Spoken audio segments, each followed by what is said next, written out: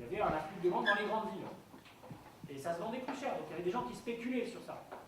Et donc un des enjeux de ces révoltes, à la fin du XVIIIe siècle, c'est dire non, il faut le vendre à un prix supportable pour toutes et pour tous. Et deuxièmement, il faut d'abord le vendre localement. C'est une question d'équilibre local, avant même que ce soit pris par des spéculateurs, des monopoleurs ou des accapareurs, comme on disait à l'époque, pour aller vendre sur les marchés urbains, voire étrangers. Et ça ne peut pas faire l'objet de cette spéculation. Donc, ce que je veux dire, c'est que c'est ces espaces-là qui sont en premier visés par ceux qui s'appellent les patriotes ou ceux qui se révoltent à la fin du XVIIIe. C'est les marchés et les prix, d'accord? C'est les lieux de pouvoir aussi, parce qu'ils ne sont pas idiots. C'est des gens qui ne naissent pas à la politique en 89, et donc dès les années 1750, quand on sait très bien vers qui se tourner, quand on n'est pas longtemps. Et ce que notent les historiennes et les historiens, c'est que plus on avance dans le siècle, vers la fin du siècle, plus c'est les lieux du pouvoir et de la répression, ceux qui sont vus comme les lieux de la répression, c'est-à-dire les maisons de police, les guérites du guet, c'est-à-dire ceux qui surveillent les populations dans les villes, qui sont attaqués directement.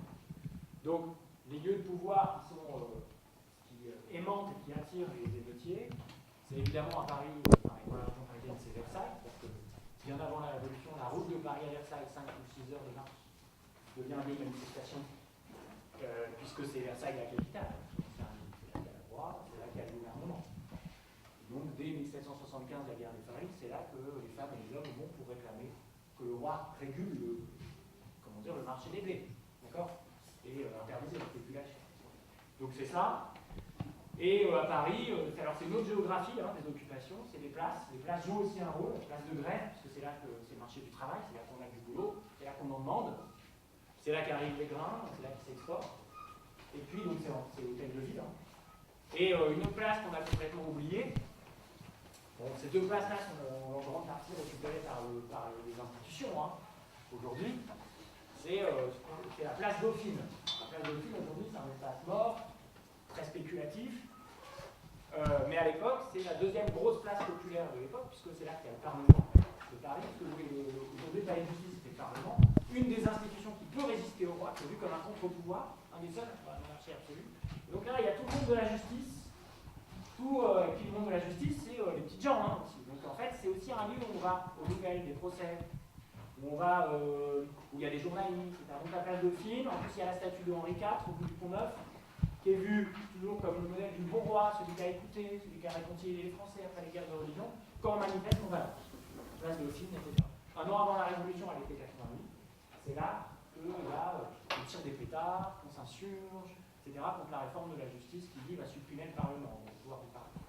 Vous voyez, les espaces, c'est les places, les espaces du pouvoir, les maisons du lieutenant général de police, les guérites du guet, etc. C'est Versailles, mais c'est aussi les places et les marchés. Donc, ce que je veux dire, c'est que déjà, bien avant la Révolution, même si on ne parle pas d'espace public, même si on ne parle pas d'occupation, il y a quand même une petite géographie de la mobilisation collective, une petite géographie de la prise de territoire, de l'affirmation d'être légitime longtemps dans un espace, ce qui est interdit, dehors. Alors, c'est interdit sur la marche.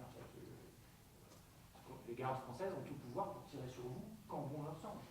D'accord ? Je rappelle que, avant même la prise de la Bastille, fin avril 89, il y a les ouvriers du Faubourg Saint-Marcel et Saint-Antoine qui se révoltent contre le grand manufacturier Réveillon qui fabrique du papier peint et qui propose de baisser le salaire des ouvriers à une période de chômage massif, de tension, etc.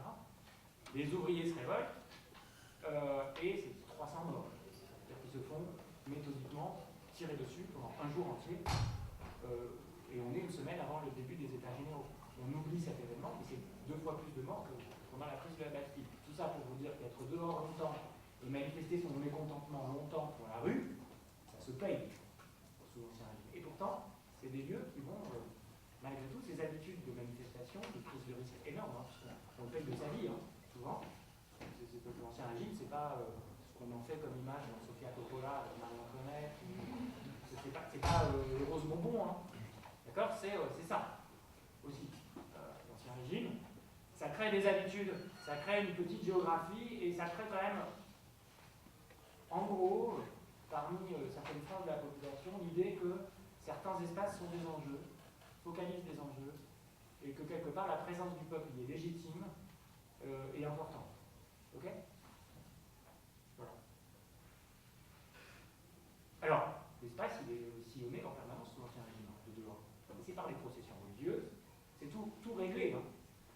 marche collectivement, c'est pour respecter l'ordre et les institutions, l'ordre religieux, les processions religieuses, les processions municipales, et on défile en rang que vous assigne la société d'ordre. Le clergé devant, la noblesse, les bourgeois, on se range par corporation, donc en respectant les hiérarchies. Donc c'est absolument... La Révolution commence comme ça. Le 4 mai 89 à Versailles, la procession d'ouverture des États généraux, ça va jusqu'à une église. Donc c'est vraiment les lieux de pouvoir qui sont sillonnés, et le peuple est spectateur. C'est le peuple qui regarde. On loue les fenêtres, ceux qui ont du fric louent les fenêtres, qui se louent à prix d'or, pour voir. Donc c'est un... Je veux dire, les défilés, ils existent, mais c'est absolument pas des appropriations de l'espace. D'accord? C'est au contraire une exclusion de l'espace. Le peuple est rendu passif. Ok? Au début de la Révolution. Alors, justement, ça va changer. Petit à petit, et je vais commencer par là, la marche, le fait de marcher va devenir une affirmation de la citoyenneté. Le fait de marcher dans la rue, collectivement ou même individuellement. Ça, je me suis rendu compte de ça il n'y a pas longtemps. Il y a une revue qui m'a dit, tiens, on fait un truc sur la marche, est-ce que sous la Révolution, t'as pas des trucs en marche et tout? C'est la revue Chimère qui a été fondée par Deleuze, donc ils étaient dans une perspective critique. Hein. Et je me suis dit, bah, je sais pas trop, et j'ai commencé à regarder, et je me suis dit, mais si, les sans-culottes, ils s'affirment comme des piétons, et comme des marcheurs. Alors ça doit vouloir dire quelque chose d'intéressant. Donc je vais remonter le fil, et voilà ce dont je me suis aperçu. C'est lié à l'occupation, vous allez voir. C'est lié au fait de revendiquer une souveraineté sur l'espace, et sur la prise de territoire. Avant la Révolution française, la marche, c'est le mouvement des troupes, c'est les soldats, et par extension la musique, qui va la marche militaire.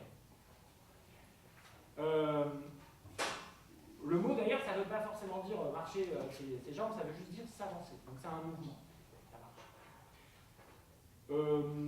Et puis petit à petit, donc les marches collectives, comme je vous ai dit, c'est les processions religieuses, les cérémonies officielles, et tout ça c'est bien. Et puis petit à petit, il y a des nouveaux marcheurs qui apparaissent à la fin du XVIIIe. Ces marcheurs, c'est ce qu'on appelle les promeneurs, à la fin du XVIIIe siècle. Les promeneurs, c'est ceux qui parcourent les contre-allées de ces nouvelles villes du XVIIIe siècle, faites pour la bourgeoisie, avec des rues plus larges, on plante des arbres, tout ça c'est vraiment pour la bourgeoisie éclairée.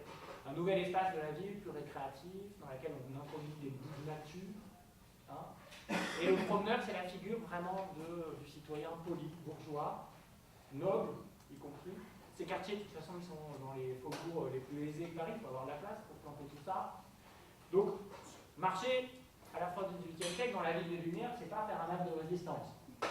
C'est marcher en marchant, d'ailleurs, en adoptant une posture corporelle très définie, très réglée, qui se modèle sur la posture du courtisan, de celui qui, à la cour, défend sa dignité, défend l'image, son image sociale, sa supériorité sociale. Donc le promeneur, l'éthique du promeneur, c'est une éthique de distinction. Donc on n'en est pas du tout à la marche comme revendication populaire. On n'en est pas là. C'est une culture qui vient de la cour. Donc, et ça c'est assez concret. Hein. Les gens de droite, vous avez la main posée sur une canne, ou alors tenue dans le dos.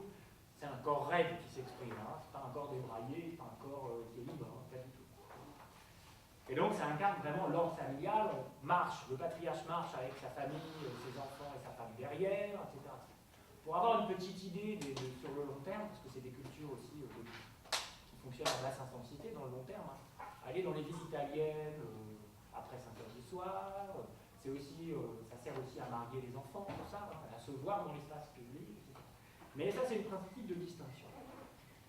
Sauf que la distinction passe aussi par le refus de la marche. Hein. À la fin du XVIIIe, c'est aussi la multiplication des cabriolets dans les rues, de l'accélération de la circulation, des voitures à cheval. Comme il y a un embourgeoisement et un enrichissement d'une partie de la bourgeoisie, ils s'achètent des voitures qui se voient de plus en plus. Les nobles mettent leur livret, c'est-à-dire leur publicité familiale, leurs armoiries dehors pour bien être vus de tout le monde. Et donc, petit à petit, ce qui est intéressant, c'est que se distinguer des gens ordinaires, c'est ou marcher avec un certain code dans l'espace urbain, le promeneur, ou alors refuser de marcher. Et traverser la ville, surtout pas partager l'espace, traverser la rue, sauter du partage de la rue et s'enfermer dans une voiture qui renvoie de vous l'image sociale, c'est comme les bagnoles du XVIIIe siècle, si vous voulez. Qui renvoie de, et c'est assez masculin, c'est l'image de la virilité aussi. Plus on a une grosse voiture à la fin du XVIIIe siècle, plus on a un homme puissant. attendu les Ferrari, etc. Donc c'est sauter de cet espace-là et c'est pas marcher, c'est ne pas être un piéton. Ok. Et du coup, le terme de marcheur à la fin du XVIIIe siècle, il est péjoratif. Il devient un peu péjoratif. Un marcheur, c'est quelqu'un qui n'a pas l'argent pour bien marcher, enfin, qui n'a pas la distinction pour bien marcher, pour se promener. La promenade, c'est la marche choisie, donc c'est du dimanche ou du soir. C'est pas le porteur d'eau qui va vendre de l'eau, c'est pas celui qui travaille dans le stationnement, d'accord, et qui ne tient pas son corps. Donc c'est celui qui n'a pas l'argent pour s'acheter une voiture. Et puis, petit à petit, de plus en plus, les marcheurs et les piétons, ils sont confrontés aux dangers de la rue. Le grand thème des dangers de la rue, c'est la multiplication des voitures dans les rues, qui ne sont pas faites pour elles, pour ces voitures-là, créent aussi de la dangerosité. Et qui en pâtit? Les petites gens. Enfin, je veux dire, tous les accidents de la circulation qu'il y a à la fin du XVIIIe siècle dans le Royaume de France, qui en pâtit? C'est ceux qui ne sont pas dans les rues, ceux qui ne sont pas dans les voitures. Et nous, c'est des accidents, des gens qui sont obligés de marcher pour bosser. Et ce thème revient encore là. Ce que je veux dire, c'est que la marche, la condition qu'on a d'arpenter l'espace urbain et la rue devient un enjeu de tension sociale. Okay. Le thème des embarras urbains, de plus en plus, devient un enjeu politique et il rejoint un peu la culture protestataire. Ça devient un enjeu protestataire. Les petits commencent même les piétons commencent à se définir comme des usagers. Là on y vient. Les usagers et même des ayants droit de la rue. Des gens qui ont droit à la rue et qui ont droit de circuler dans la rue sans être méprisés, sans être blessés ou tués par les cabriolets des riches. En fait. Vous voyez, ça devient un enjeu politique. Et du coup, c'est comme ça que la rue, petit à petit, dans les plaintes que les petits ont par rapport à ça, c'est comme ça que la rue devient un petit peu un espace d'usage public. C'est comme ça qu'il y a les premières revendications de la rue doit respecter, et un espace qui doit respecter tout le monde, et en particulier les plus fragiles, qui doit protéger les plus fragiles. Vous voyez, ça ne vient pas de grands débats théoriques, ça vient des rapports de force. La politique, ça vient souvent de ça, des rapports de force. Ça se théorise souvent après. La Révolution, d'ailleurs, petit à petit, plus tardivement, répondra à ces demandes, puisqu'en 1797, la municipalité de Paris va provisoirement supprimer les fiacres. Les fiacres, c'est-à-dire les voitures à cheval qui font des longs voyages, mais qui ne font que traverser Paris. Il y a l'idée que si on utilise la voiture dans Paris pour un besoin, c'est bon, mais si on fait que la traverser pour des raisons de voyage, alors à ce moment-là, c'est pas possible. On pose trop de problèmes, et puis c'est donner l'espace urbain à des gens qui ont, qui ont trop d'argent. Bon.